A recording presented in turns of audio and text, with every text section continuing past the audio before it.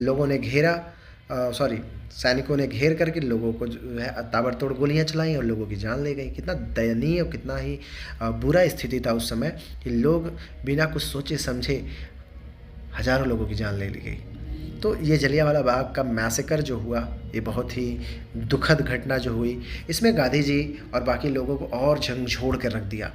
और इसके अगेंस्ट में गांधी जी ने अभी सभी लोगों के साथ मिलजुल करके सिविल डिसोबीडियंस मूवमेंट स्टार्ट कर दिया। ठीक है, तो civil disobedience movement, sorry, non cooperation movement start कर दिया। नॉन कोऑपरेशन मूवमेंट क्या था? नॉन कॉपरेशन मूवमेंट में गांधी जी ने अपील किया कि भाई इंडियंस ही तो गोली चला रहे हैं ना, सैनिक कौन है? इंडियंस ही हैं, अंग्रेज थोड़ी ना गोली चला रहे हैं। हमारा इंडिया का सोसाइटी ही तो अंग्रेजों के लिए काम कर रहा है, तो इसलिए हमें नॉन कोऑपरेशन चलाना है।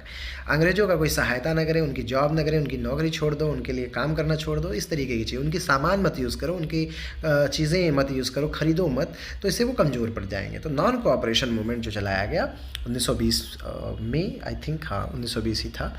तो 1920 में जब ये नॉन कोऑपरेशन चलाया गया तो अंग्रेज़ों को कमज़ोर इकोनॉमिकली, यानी कि पैसे रुपए और आर्थिक तरीके से कमज़ोर करने का एक अच्छा सोचा समझा प्लान था गांधी जी का, और काफ़ी कामयाब हुआ। मज़ा ही आ गया था, इतना ताबड़तोड़ एक्शन हुआ। उस समय लोग जोश में आकर के बहुत तेज़ी से नॉन कोऑपरेशन में सहयोग करने लगे और अंग्रेज़ों की बहुत सारा नुकसान होने के चांसेस बढ़ गए। क्यों? कैसे? रेवेन्यू जो होता था, जैसे एग्जाम्पल के तौर पर बता रहा हूँ, जैसे रेवेन्यू होता था 500 करोड़ रुपए का, एक एग्जाम्पल आज के समय के हिसाब से बताना है, 500 करोड़ का अगर रेवेन्यू होता था तो वो घट के सीधे 250 करोड़ के आसपास आ गया इस नॉन कोऑपरेशन के मूवमेंट की वजह से, यानी हाफ हो गया सीधे सीधे। लेकिन ये लंबा नहीं खिंच पाया दोस्तों। पूछो क्यों? इसका कारण क्या था? इसका कारण ये था कि नॉन कोऑपरेशन तो कर देंगे, लेकिन इंडिया की अपनी खुद की कौन सी फैक्ट्री थी, कौन सा कारखाना था, कौन सा इंफ्रास्ट्रक्चर था, कौन सा कंस्ट्रक्शन कंपनी चल रहा था, कौन सी कोर्ट कचहरी थी, कौन सा पुलिस स्टेशन था, तहसील था? सब कुछ तो अंग्रेज़ों ने बनाया था ना भाई। तो नौकरी करना मजबूरी हो गई थी, उनको अपने घर को चलाना था, पेट पालना था, अपने लिए चीज़ों को अरेंज करना था। इस मजबूरी में नॉन कोऑपरेशन मूवमेंट फिर से फेल होने की तरफ बढ़ गया, क्योंकि धीरे धीरे लोग नॉन कोऑपरेशन से हट करके अंग्रेज़ों के यहाँ वापस जाने लगे काम करने के लिए।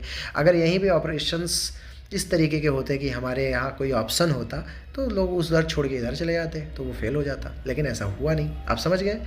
उम्मीद है कि मेरे तरीके में जो है थोड़ी सी ना कैजुअल अप्रोच है, ताकि आप आसानी से कहानी के माध्यम से इस चीज़ को समझ पाएँ। ठीक है, उसके बाद भाई नॉन कोऑपरेशन फेल होने लगा। ओके, फिर गांधी जी ने बहुत सारे तरीके अपनाए, बहुत सारी कोशिशें की, लेकिन अंग्रेज़ों ने भी अपनी कोशिशें जारी रखी। साइमन को भेजा गया, साइमन कमीशन बनाया गया। साइमन कमीशन और इंडिया की पॉलिटिकल एक्टिविटीज़ को कमज़ोर करने के लिए बनाया गया था। गो बैक साइमन के नारे लगे, आज भी आप लोग सुने होंगे, बहुत सारी मूवीज़ में तैयार किया था। Simon go back, comedy movies में भी